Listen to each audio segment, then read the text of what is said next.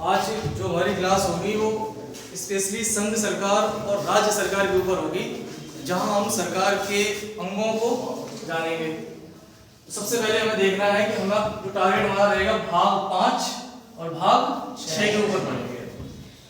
तो देखते हैं इसमें क्या है। तो सबसे पहले हम जानते हैं, इसको जानने के लिए वर्ड को जानना बहुत जरूरी है। सरकार सरकार जो होती है उसके कितने अंग होते हैं? 3 अंग होते हैं। विधायिका मतलब संसद, जो देश के लिए कानून बनाए वो कौन होगी? विधायिका। और उन कानूनों को जो लागू कराए वो न्यायपालिका। और उन कानूनों की जो रक्षा करे वो न्यायपालिका।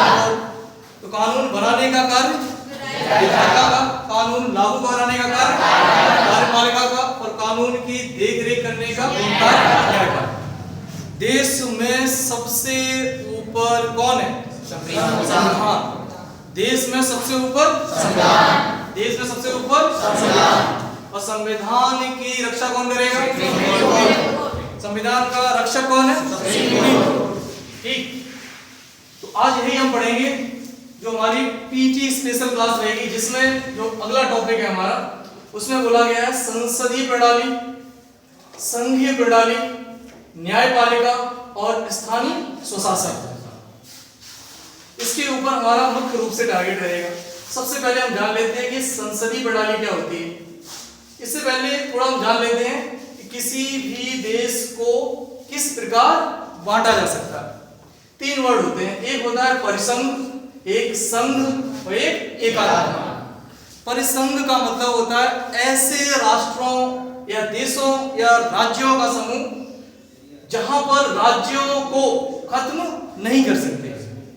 मतलब किसी भी राज्य का अस्तित्व आप समाप्त नहीं कर सकते, लेकिन उस संघ को, उस देश को, उस समूह को खत्म किया जा सकता है। जैसे 1991 में एक परिसंघ हुआ करता था जिसका नाम क्या था? USSR, जो 1991 में टूटना शुरू हुआ। इधर भी कजाकिस्तान, किर्गिस्तान, उज्बेकिस्तान, ये सभी जो है वो संघ से क्या हो गए? अलग हो गए। जहां पर राज्यों को खत्म ना किया जाए और संघ को खत्म किया जा सके, उसे क्या कहेंगे? इसका वर्ण क्या है? 1991 के बाद लगभग कोई भी प्रसंग नहीं आया। अंतिम प्रसंग जो माना जाता है उसे किसे माना जाता है? USSR, जिससे एक राज्य आज बचकर बचा हुआ कौन? रसिया। ठीक। इसके आगे समझो संघात्मक व्यवस्था क्या होती है। ये हमारा टॉपिक है, संघीय प्रणाली। तो संघात्मक व्यवस्था का मतलब होता है जहां राज्यों को भी खत्म नहीं किया जा सकता है और संघ को भी खत्म नहीं किया जा सकता है। जैसे USA के अंदर से कोई भी राज्य अलग नहीं हो सकता है और ना ही USA को तोड़ा जा सकता। ये एक समझौते का परिणाम है। संघात्मक व्यवस्था के अंदर राज्य और केंद्र के बीच एक समझौता होता है, जिससे केंद्र और राज्य एक दूसरे से अलग नहीं हो सकते। इसके बाद देखो एकात्मक व्यवस्था, जहां सारी शक्तियां एक जगह जाके इकट्ठी हो जाए, जहां पर राज्यों को खत्म किया जा सकता है लेकिन उस संघ को खत्म नहीं कर सकते। जैसे भारत देश के अंदर आप किसी भी राज्य की सीमा परिवर्तन करो, नए राज्यों का जन्म करो, नए राज्यों की सीमा को निर्धारित कर सकते हैं, बना सकते हैं। ये सारे आर्टिकल 3 हमें पावर देता है। तो भारत जो है वो विनाशी राज्यों का अविनाशी संघ है। ठीक। इसीलिए समझो संघ का मतलब होता है जहां शक्तियां बटी हों, केंद्र में, राज्य में और स्थानीय स्वशासन में। तो जहां शक्तियों का बंटवारा हो उसे कहते हैं क्या? संघीय प्रणाली। क्या कहेंगे? संघीय प्रणाली। जहां केंद्र को अलग शक्तियां हो, राज्य को अलग शक्तियां हो। भारत देश के अंदर केंद्र सरकार अलग होती है, राज्य सरकार अलग होती है और गांव की सरकार अलग होती है। तो जहां शक्तियों का बंटवारा हो जाए वो प्रणाली कौन सी है? संघीय प्रणाली। जहां कभी CM पावरफुल होता है तो कभी PM पावरफुल होता है, तो ये प्रणाली कौन सी है? संघीय प्रणाली। संसदीय प्रणाली को जान लो क्या होता है। संसदीय प्रणाली उस प्रणाली को कहते हैं जहां पर पूरी की पूरी सरकार लोकसभा के बहुमत पर निर्भर करती है। अगर लोकसभा ने अपना बहुमत बनाकर नहीं रख पाया तो सरकार उसी समय क्या हो जाएगी, भंग हो जाएगी। तो संसदीय प्रणाली में सरकार का कभी भी भंग होने का खतरा बना रहता है।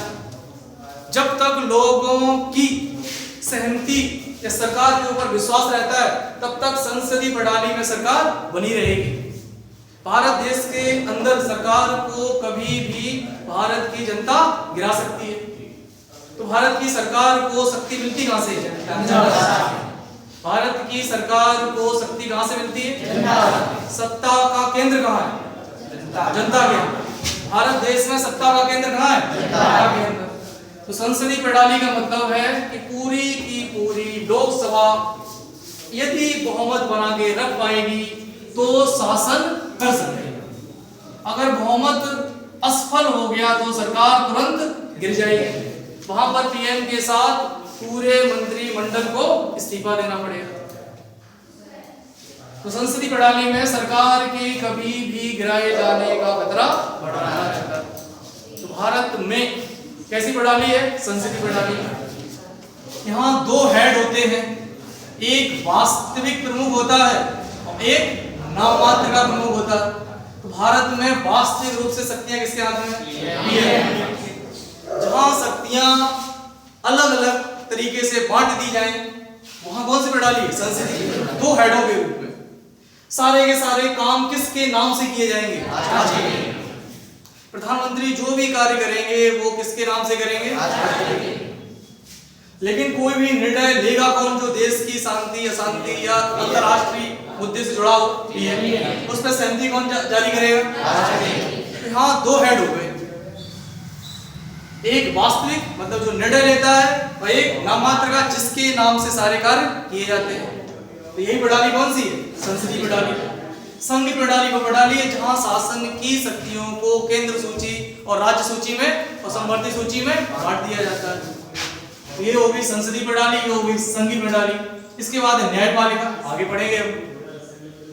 भारत के अंदर एकीकृत न्यायपालिका है। कैसी है? एकीकृत है। सबसे ऊपर कौन है? Supreme court. ठीक, सुप्रीम कोर्ट के नीचे हाई कोर्ट, हाई कोर्ट के नीचे डिस्ट्रिक्ट कोर्ट, जिला न्यायालय। लेकिन सारी की सारी निर्णय कौन बदल सकता है? Supreme court. तो सबसे ऊपर कौन है? Supreme court. इसीलिए भारत की न्यायपालिका को एकीकृत न्यायपालिका कहा जाता है। और यहाँ भारत की न्यायपालिका को विधायिका और कार्यपालिका से अलग रखा गया। तो पिछली बार पीटी का यही क्वेश्चन है कि भारत में न्यायपालिका कैसी है? एकीकृत और स्वतंत्र। लेकिन ब्रिटेन में प्रतिबद्ध न्यायपालिका है। इसका मतलब है कि न्यायपालिका कोई भी डिसीजन सरकार से पूछकर करेगी। ठीक, इसके अलावा स्थानीय स्वशासन पढ़ेंगे हम। तो ये शासन के प्रकार हैं, संसदीय प्रणाली, संघीय प्रणाली और न्यायपालिका। अब किसी भी देश को चलाने के लिए क्या चाहिए? सरकार चाहिए। तो सरकार के कितने अंग हैं? 3। तो सबसे पहले हम देखेंगे कार्यपालिका। विधायिका के द्वारा बनाए गए नियम कायदे कानून को लोगों के बीच लागू कौन करेगा? कार्यपालिका। कार्यपालिका वैसे दो प्रकार की होती है, स्थायी और अस्थायी। ये जो हम पढ़ेंगे वो अस्थायी कार्यपालिका पढ़ेंगे, केंद्र और राज्य की। स्थायी कार्यपालिका वो होती है जिसमें सिविल सर्विसेज आ जाते हैं, प्रशासनिक अधिकारी होते हैं। उन्हें आप कभी भी उनके पद से हटा नहीं सकते जब तक उन्होंने कोई ऐसा कार्य ना किया हो जो संविधान के विरोध में हो। ठीक, तो कार्यपालिका जो होती है वो दो होती है, एक केंद्र की कार्यपालिका और एक राज्य की कार्यपालिका। मतलब केंद्र की सरकार और राज्य की सरकार। जिस प्रकार केंद्र में राष्ट्रपति होते हैं उसी प्रकार राज्य में राज्यपाल होते हैं। केंद्र में पीएम होते हैं, राज्य में सीएम होते हैं। केंद्र में सबसे बड़ा वकील न्यायवादी होता है, राज्य में सबसे बड़ा वकील होता है। तो जो कानून को लागू कराए वो क्या है? कार्यपालिका। अब सबसे पहले हम देखते हैं कार्यपालिका केंद्र की। यहाँ राष्ट्रपति के बारे में बताया गया 52 से लेके 62 तक, उपराष्ट्रपति के बारे में 63 से 71, पीएम के बारे में 74 से 75 और महान्यायवादी के बारे में आर्टिकल 76 में बताया गया।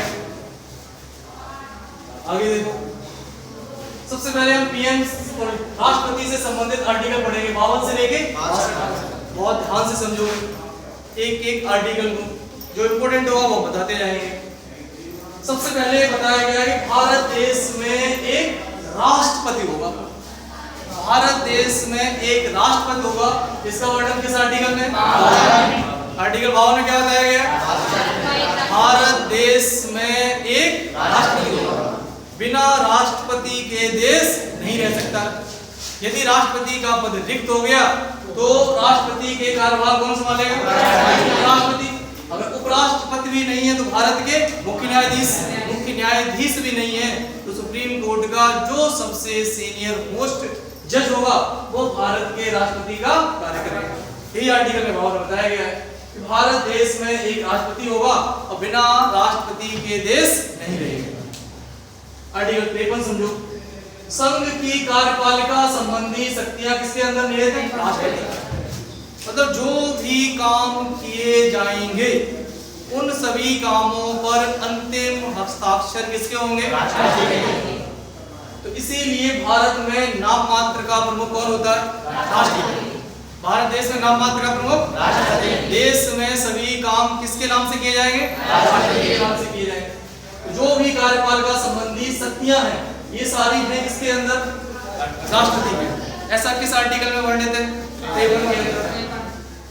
54 में बताया गया कि भारत के राष्ट्रपति को चुनने के लिए कौन कौन लोग वोट डालेंगे, जिसे हम क्या कहेंगे? निर्वाचक मंडल। इसमें वही लोग वोट डाल सकते हैं जो जनता के द्वारा प्रत्यक्ष या अप्रत्यक्ष रूप से चुनकर आए हों, जिसमें लोकसभा के सांसद, राज्यसभा के सांसद और विधानसभा के विधायक ये लोग भाग लेते हैं। ऑप्शन में पूछेगा कौन वोट नहीं दे सकता, तो विधान परिषद के सदस्य राष्ट्रपति के चुनाव में भाग नहीं लेते हैं। तो राष्ट्रपति के चुनाव में भाग लेगा कौन? लोकसभा, राज्यसभा और विधानसभा के निर्वाचित सदस्य। यही राष्ट्रपति का क्या है? निर्वाचक मंडल। इसके बाद देखो ये निर्वाचक मंडल जो है किस तरह से निर्वाचन की प्रक्रिया को अपनाएगा। राष्ट्रपति को चुनेगा कौन? ये किसमें है? आर्टिकल 54। चुनेगा कौन? 54। कैसे चुना जाएगा? 55। राष्ट्रपति को निर्वाचन की जो प्रक्रिया है वो अप्रत्यक्ष रूप से एकल संक्रमणीय हस्तांतरणीय मत प्रणाली है। ठीक, इसके अंतर्गत एक व्यक्ति जितने भी कैंडिडेट खड़े होते हैं उनको वोट डालता है। मान लो यदि दो व्यक्ति खड़े हैं तो पहला वोट पहले को देगा, दूसरा वोट दूसरे को देगा, तीसरा वोट तीसरे को लिखेगा। ऐसे समझ लो इसको थोड़ा सा। अगर दो व्यक्ति मान लो ये ए है, ये बी है, ये सी है, तो यहाँ जो भी वोट डालेगा वो तीनों लोगों को डालेगा। मान लो पहला वोट किसे दिया? बी को। दूसरा वोट किसे दिया? ए को। तीसरा वोट सी को। ऐसे ही दूसरा व्यक्ति आएगा वो वोट डालेगा, इसे दिया। लास्ट में यदि देखा जाएगा सबसे ज्यादा जिसके पास एक नंबर मिल जाएगा वही राष्ट्रपति के चुनाव को जीत जाएगा। तो राष्ट्रपति के चुनाव का जो तरीका होता है उसे एकल संक्रमणीय मत प्रणाली कहा जाता है, जो आनुपातिक प्रतिनिधित्व के हिसाब से चलती है। इसके बाद राष्ट्रपति का कार्यकाल कितना है? 5 वर्ष के लिए होता है। एक भारत देश के अंदर राष्ट्रपति कितनी भी बार भी चुनाव लड़ सकता है। पुनः निर्वाचन का तरीका है। यूएसए के अंदर 2 वर्ष तक आप चुनाव लड़ सकते हैं, लेकिन भारत के अंदर कोई भी व्यक्ति कितनी भी बार राष्ट्रपति का चुनाव लड़ सकता है। 58 में बताया गया योग्यता कौन व्यक्ति भारत का राष्ट्रपति हो सकता है। तो भारत के राष्ट्रपति के लिए सबसे इंपॉर्टेंट जो है भारत का नागरिक हो। दूसरा पॉइंट जो है 35 वर्ष की योग्यता पूरी कर चुका हो। तीसरा पॉइंट ये है लोकसभा सदस्य बनने की योग्यता रखता हो। वो सदस्य होना नहीं चाहिए लेकिन क्या रखता हो? योग्यता रखता हो। किसका सदस्य बनने की? लोकसभा। 59 में बताया गया शर्तें कि वह किसी भी लाभ के पद पर ना हो। 60 में बताया गया राष्ट्रपति को शपथ कौन दिलाएगा? कौन दिलाता है? भारत के सुप्रीम कोर्ट के मुख्य न्यायाधीश। तो भारत का जो मुख्य न्यायाधीश होगा वो राष्ट्रपति को क्या दिलाएंगे? शपथ दिलाएंगे। आर्टिकल 61 में राष्ट्रपति को हटाने की प्रक्रिया क्या है? राष्ट्रपति यदि कितना भी बड़ा अपराध कर दे उसे डायरेक्ट उनके पद से हटाया नहीं जा सकता। 14 दिन पूर्व नोटिस दिया जाएगा, वो लोकसभा में पास होगा, राज्यसभा में पास होगा, तब जाके बहुत लंबे प्रोसेस के तहत राष्ट्रपति को हटाया जाता है। 62 में बताया गया यदि राष्ट्रपति का पद रिक्त हो जाता है तो 6 माह के अंदर चुनाव कराकर आपको राष्ट्रपति का पद भरना होगा। ये राष्ट्रपति के बारे में बताया गया है। आगे हम पढ़ेंगे राष्ट्रपति को कौन कौन सी शक्तियां भारत के संविधान द्वारा प्राप्त होती हैं। तो सबसे इंपॉर्टेंट जो है, जो परीक्षा पूछी जाती है, आर्टिकल 72, इसमें क्या बताया गया? क्षमादान की शक्ति। राष्ट्रपति किसी भी व्यक्ति की क्षमा को माफ कर सकता है, चाहे वो फांसी हो, चाहे वो उम्र कैद हो। बस राष्ट्रपति की क्षमादान और राज्यपाल के क्षमादान में यही अंतर है कि राष्ट्रपति की कैसी भी सजा को माफ कर सकता है, लेकिन राज्यपाल 161 के तहत किसी भी सजा को कम कर सकता है। वो फांसी की सजा को माफ नहीं कर सकता राज्यपाल, उसे उम्र कैद में बदल सकता है। ठीक, तो 62 के तहत क्षमादान, 72 के तहत क्षमादान की शक्ति राष्ट्रपति को, 161 के तहत राज्यपाल। ठीक, इसके बाद राष्ट्रपति राज्यसभा में 12 सदस्यों का क्या करता है? मनोनयन करता है। 108 के तहत क्या करेगा? संयुक्त अधिवेशन बुलाएगा, लोकसभा और राज्यसभा। अधिवेशन बुलाएगा कौन? राष्ट्रपति। अधिवेशन की अध्यक्षता कौन करेगा? लोकसभा। तो ज्वाइंट सिटिंग की अध्यक्षता कौन करता है? लोकसभा अध्यक्ष।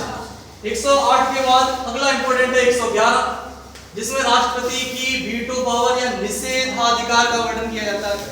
राष्ट्रपति किसी भी कानून को अपनी जेब में रख सकता है वीटो पावर के तहत, उसको लौटा सकता है विचार के लिए, पुनर्विचार के लिए। तो राष्ट्रपति की वीटो पावर 111।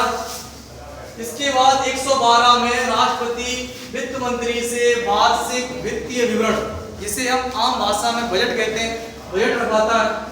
112 के बाद 143 मोस्ट इंपोर्टेंट है, जिसमें ये बताया गया है कि राष्ट्रपति सुप्रीम कोर्ट से सलाह मांग सकता है, लेकिन सलाह मांगने से पूर्व वो महान्यायवादी से स्वीकृति जरूर लेगा। भारत में सबसे बड़ा कानून का जानकार कौन होता है? न्यायवादी होता है। तो किस आर्टिकल के तहत सुप्रीम कोर्ट से सलाह मांगेगा? 143।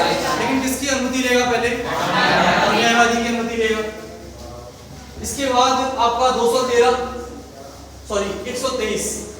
123 के तहत राष्ट्रपति देश के अंदर अध्यादेश, ऑर्डिनेंस जारी कर सकते हैं यदि देश में संसद का सत्र नहीं चल रहा है। ऐसी कंडीशन में कोई भी अचानक कानून की जरूरत पड़ती है तो राष्ट्रपति कोई भी कानून बना सकते हैं।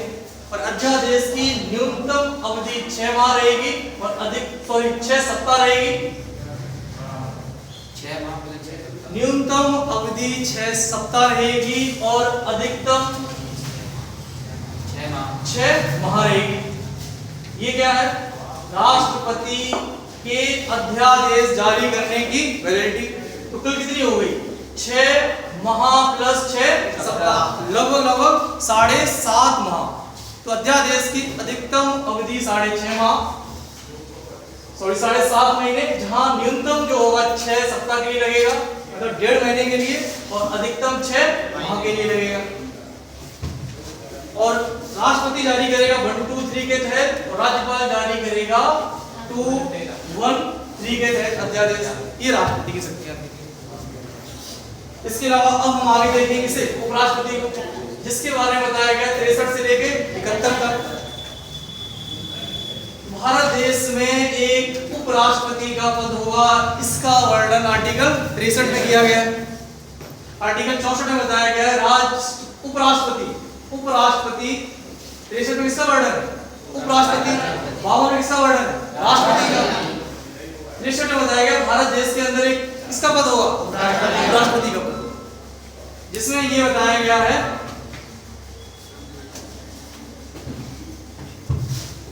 64 में ये बताया गया है कि भारत देश में जो भी व्यक्ति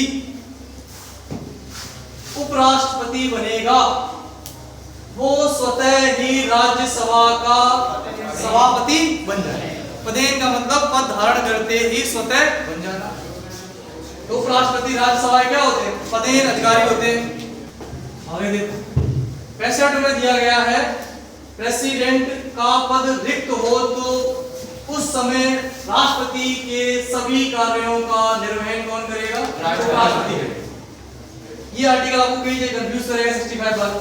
अगर नॉर्मली राष्ट्रपति कहीं घूमने गए या किसी कारणवश पद रिक्त हुआ है तो राष्ट्रपति के पद का क्या करेगा? निर्वहन करेगा। शासन में बताया गया उपराष्ट्रपति के निर्वाचन, योग्यताएं और शर्तें। 67 राष्ट्रपति के पद उपराष्ट्रपति पद का कार्यकाल कितना रहेगा? 5 वर्ष।